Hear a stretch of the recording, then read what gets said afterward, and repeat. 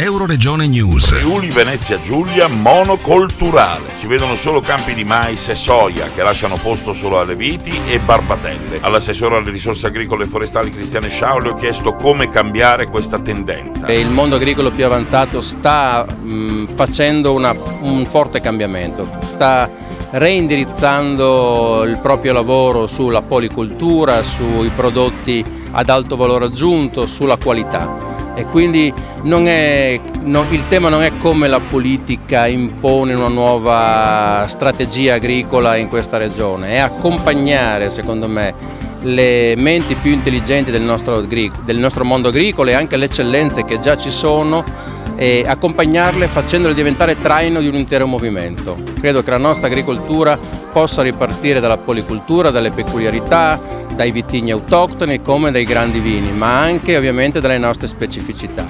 Credo che ci sia un movimento già in piedi su questo e secondo me le istituzioni non devono fare nient'altro che assecondarlo, dargli gli strumenti adatti, semplificare i percorsi, sburocratizzare e mettere i nostri imprenditori agricoli nelle migliori condizioni per far di nuovo crescere l'agricoltura e la sua qualità in questa regione. Dal Medio Friuli per Euroregione News, Marco Mascioli. I nostri servizi sono disponibili su internet all'indirizzo www.euroregionenews.eu.